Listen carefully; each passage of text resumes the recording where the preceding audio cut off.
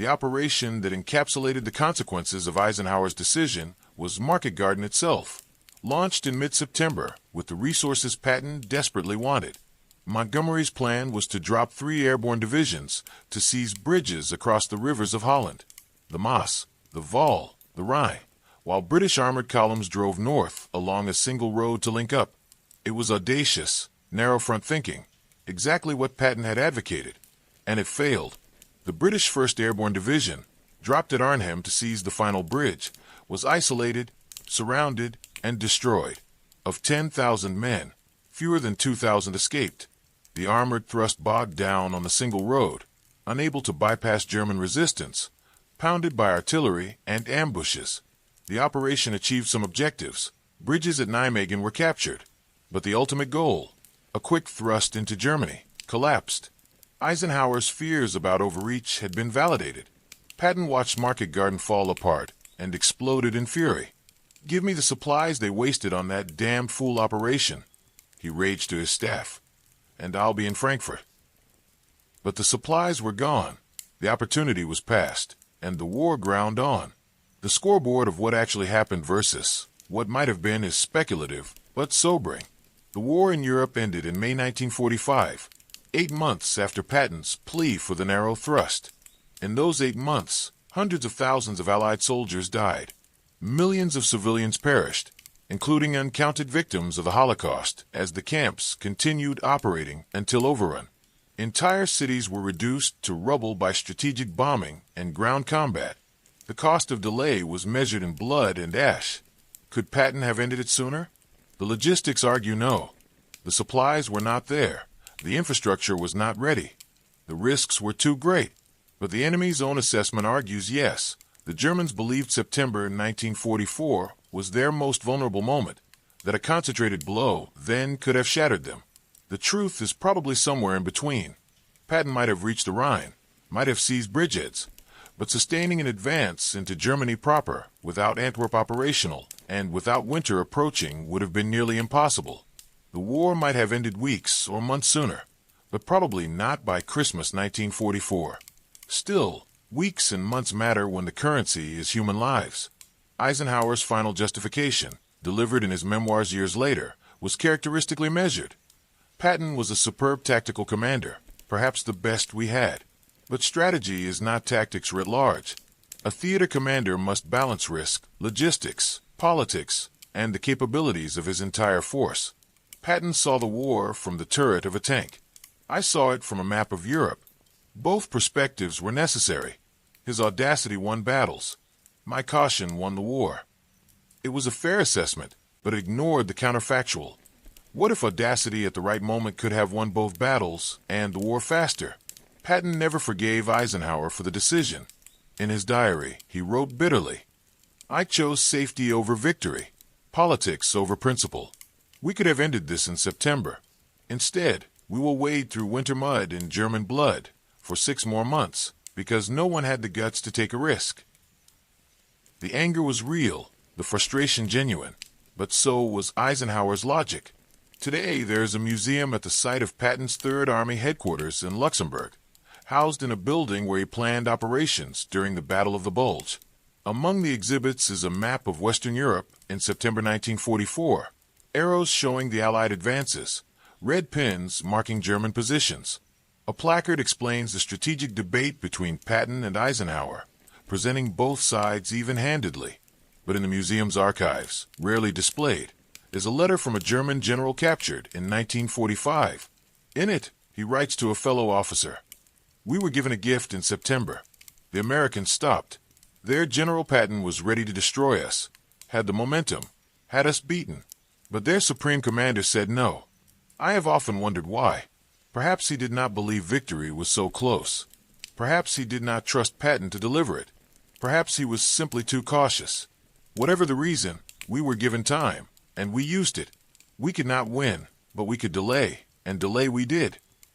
The letter is dated April 1945, written in the last weeks before Germany's surrender.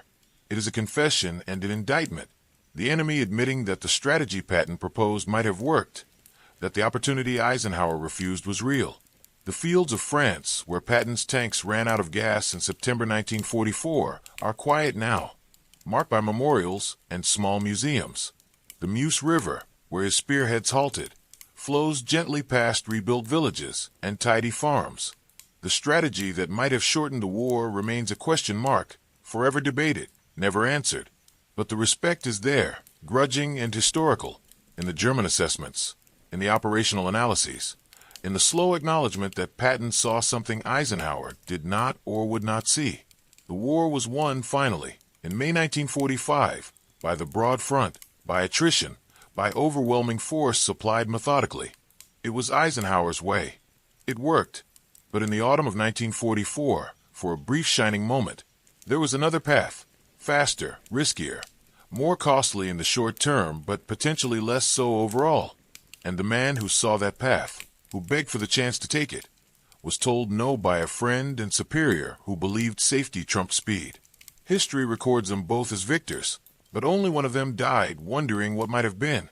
If you love untold stories from history's darkest hours, subscribe and join us on the next mission through time. Third, risk assessment. Patton's plan was high reward, but also high risk. If his narrow thrust succeeded, the war might indeed end by Christmas. But if it failed, if German resistance stiffened, if supply lines were cut, if Patton's spearhead was isolated and destroyed, the setback could be catastrophic.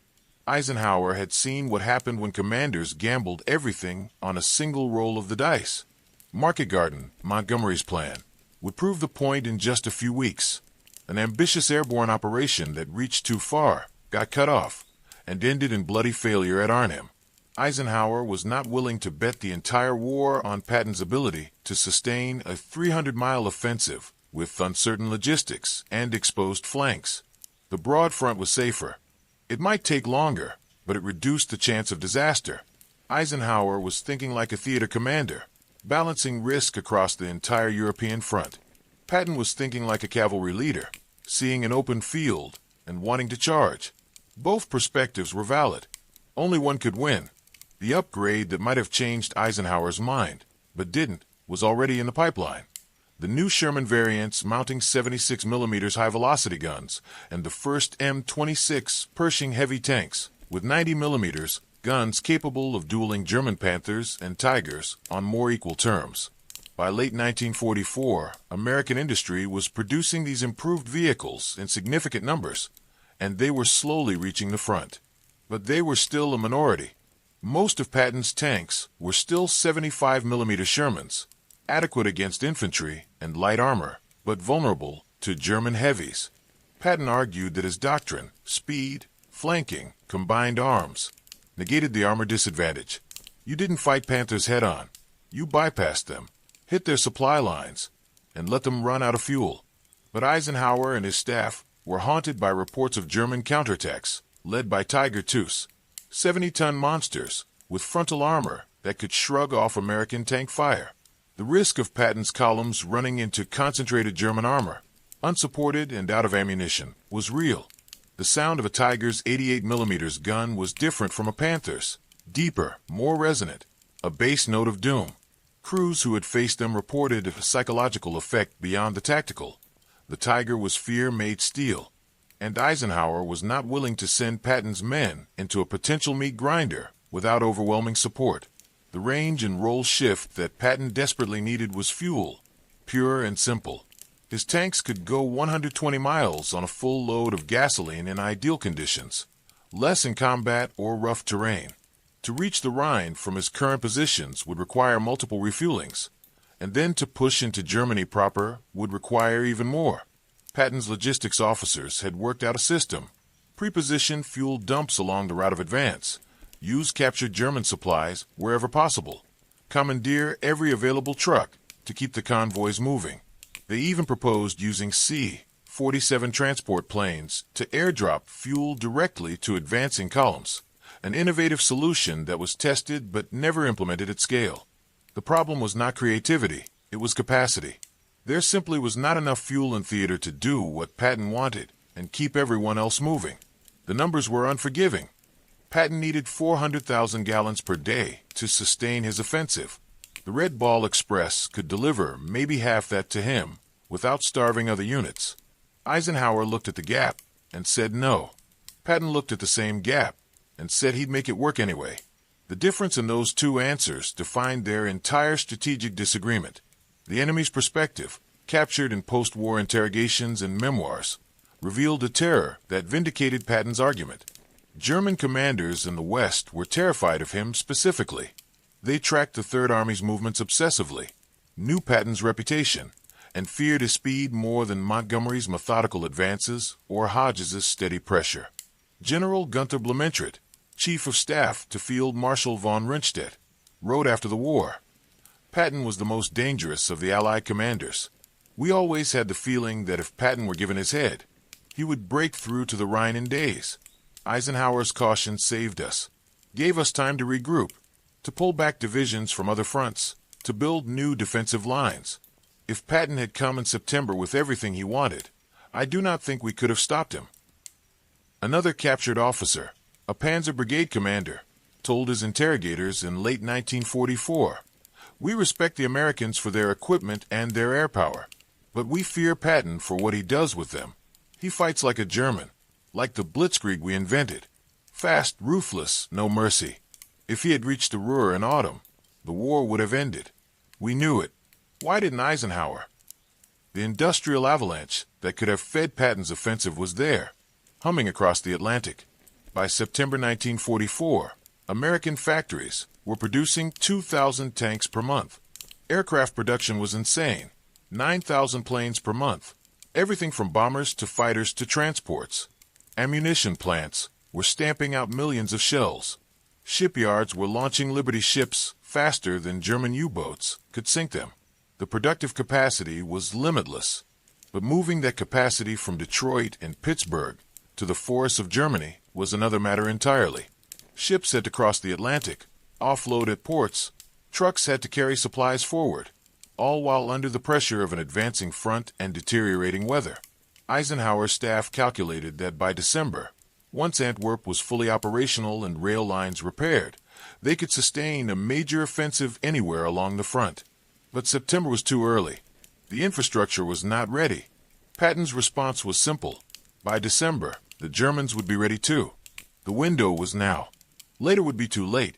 The final boss that proved Eisenhower's caution and doomed Patton's dream was not a German weapon, but German geography and determination.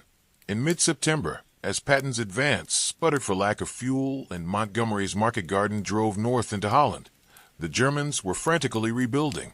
Field Marshal Walther Model, commanding German forces in the West, scraped together Volksgrenadier divisions, under strength, poorly equipped, but determined. He pulled SS Panzer divisions from the Eastern Front, positioned them as a mobile reserve, and reinforced the West Wall fortifications along the German border. The easy victories of August were over. By October, American forces were hitting prepared defenses, minefields, concrete bunkers, interlocking fields of fire. The advance slowed to a crawl. Patton's Third Army fought through the fortress city of Metz, a brutal urban battle that consumed weeks and thousands of casualties. The swift, fluid warfare of France gave way to grinding attrition warfare that resembled World War I more than the Blitzkrieg. And when the Germans launched their surprise counteroffensive in the Ardennes in December, the Battle of the Bulge, it proved Eisenhower's caution was justified. The Germans still had teeth.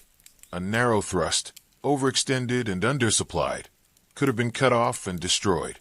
The offensive shock moment came in late August, during the encirclement of the Falaise Pocket. Two German armies, the 7th and 5th Panzer, were trapped in a shrinking pocket south of Caen, hammered from the north by British and Canadian forces, from the west by the Americans.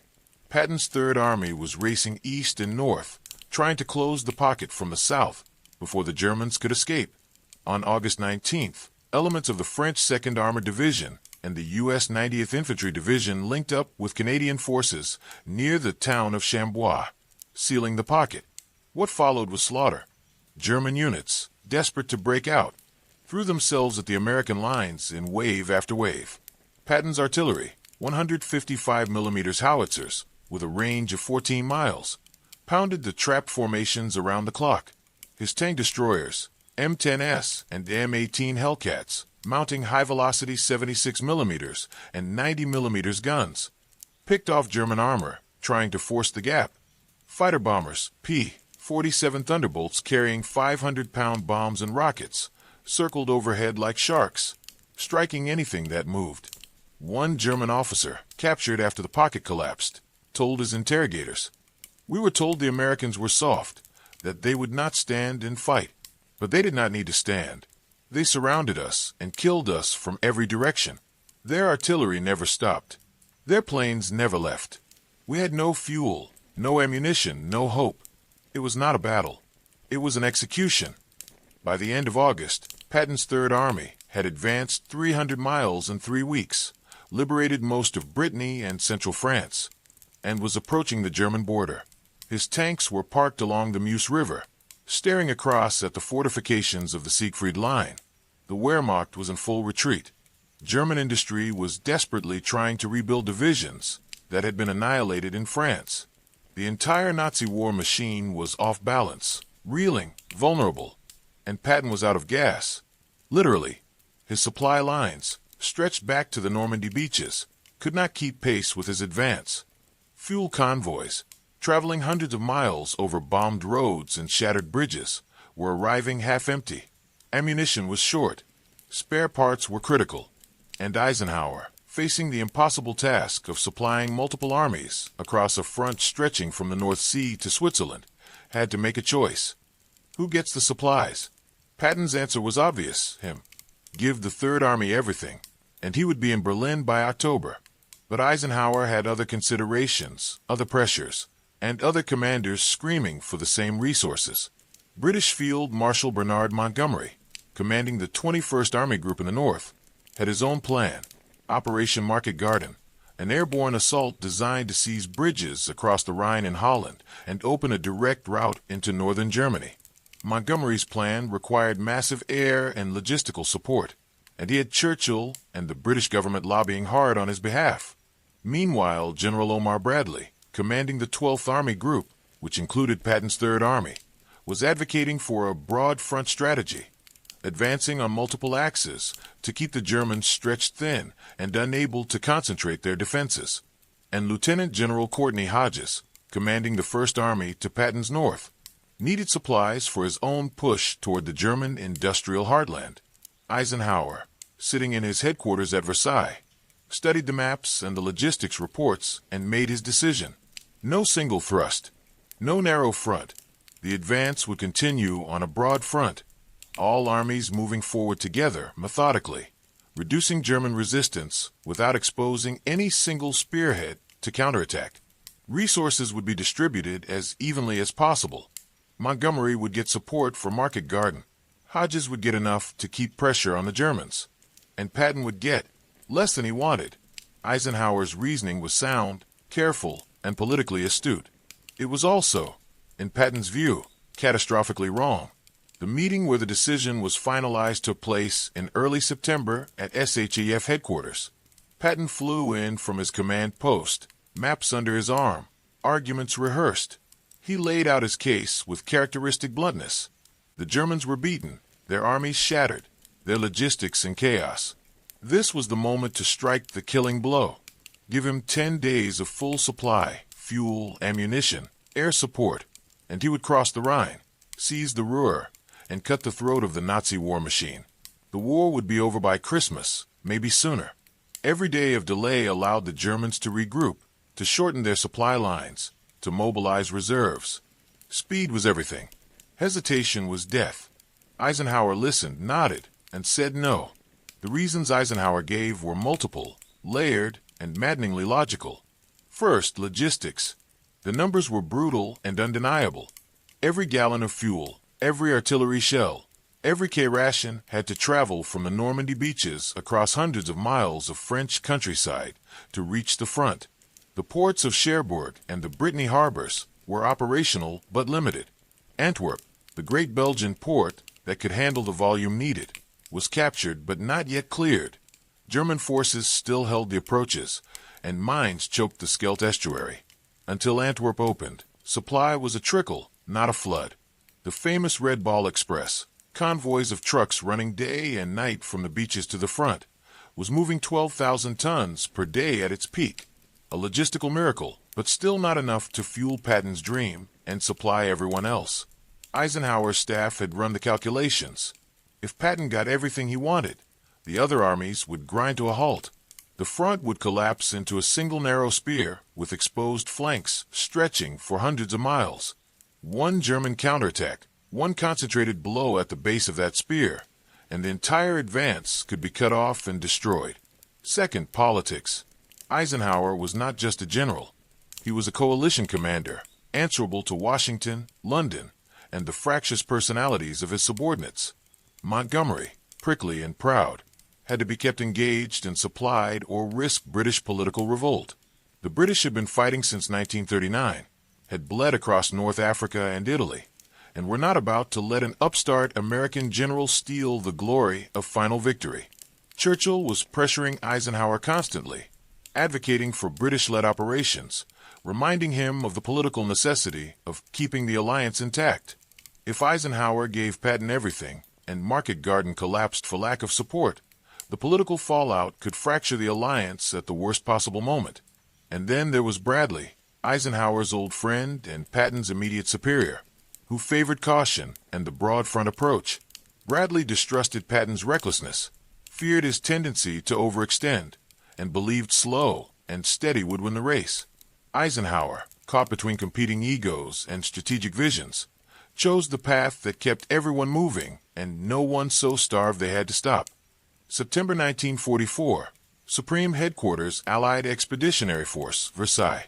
A British staff officer leaned against the map room wall, watching General George Patton argue his case one more time, voice rising, fist jabbing at the colored pins marking American positions deep in France. The Brit turned to his colleague and muttered, "Patton thinks he can win the war with gasoline and guts. Eisenhower knows better. The American cowboy wants glory. Eisenhower wants victory. There's a difference." He smiled, the condescending smile of a man who believes logistics trump audacity every time. To him, Patton's plan, a single, massive thrust straight into the heart of Germany, was fantasy. Reckless, the daydream of a tank commander who had read too much about Napoleon and not enough about supply tables. What he didn't know was that the cowboy had already done the math, and the numbers screamed one word, now. Before we dive in, make sure you're subscribed. Every week, we uncover the stories the world forgot. The strategy Patton swore would end the war by Christmas 1944 was brutally simple.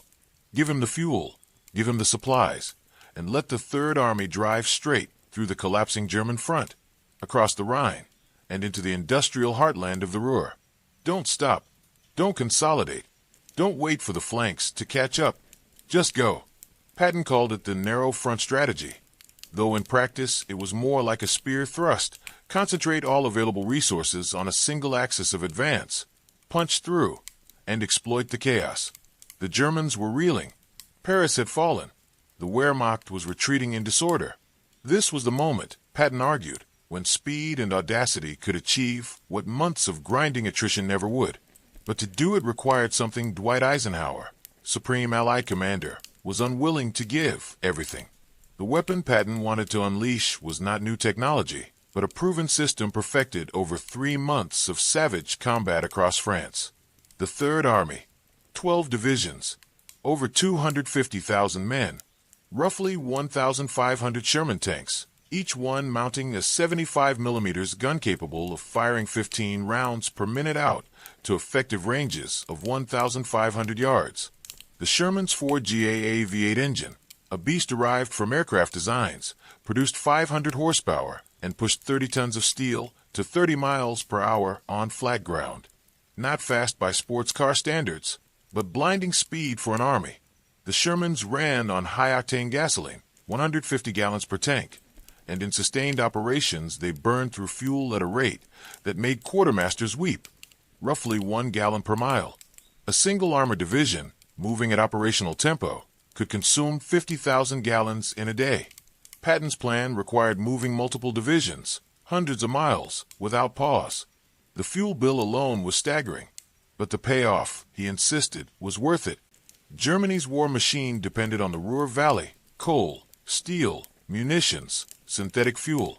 Take the Ruhr, and the Reich dies of industrial starvation. No ersatz gasoline for the Luftwaffe. No shells for the Wehrmacht. No tanks rolling off assembly lines. Just collapse. The doctrine Patton had forged in the fires of Normandy and Brittany was called armored exploitation, but it was really organized chaos. His method was speed over caution, momentum over consolidation. When a breakthrough occurred, when American infantry and artillery blasted a hole in the German line, Patton's tank columns poured through like water through a cracked dam. They bypassed enemy strongpoints, leaving them for follow-on infantry to mop up. They drove through the night, headlights blazing, trusting speed and surprise to protect them better than stealth. They refueled on the move, tanker trucks racing forward to meet columns at pre-designated points, crews pumping gas, while tank commanders studied maps and radioed the next objective. His officers learned to think in terms of operational tempo, not tactical engagements. The goal was not to destroy every German unit, but to collapse the enemy's ability to organize a defense. Disrupt, paralyze, advance. One of Patton's staff officers, a colonel who had been with him since North Africa, summed it up in a phrase that became gospel in the Third Army. Keep moving and don't worry about what's behind you. The faster we go, the less they can shoot at us. The training pain that forged this doctrine was written in blood across the hedgerows of Normandy.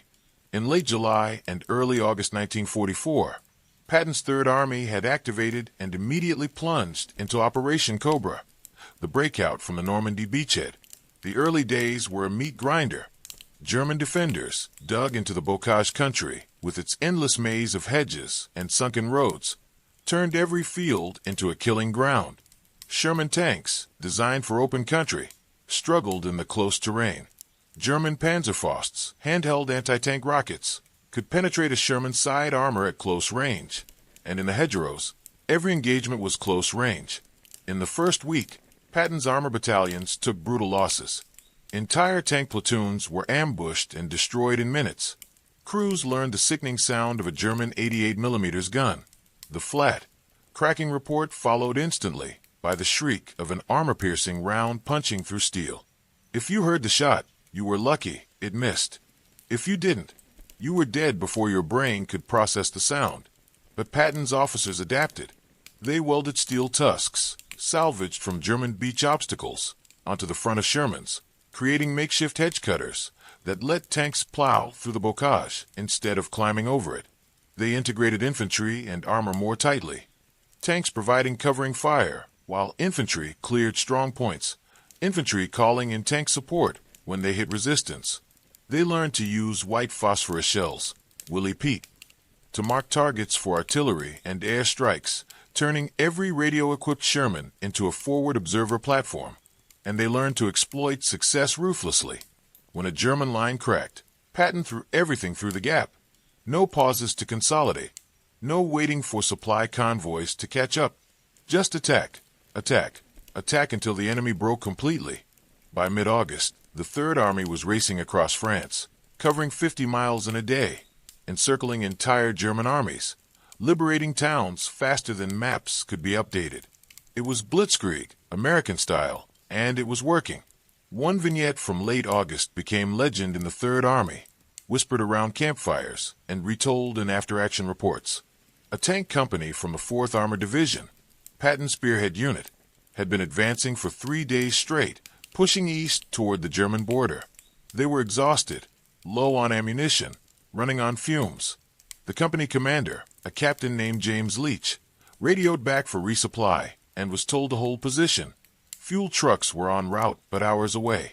Leach looked at his map, looked at the road ahead, and made a decision. He ordered his tanks to keep moving. They rolled into a small French town at dusk, expecting resistance, and found instead a German supply depot. Fuel, ammunition, rations, everything.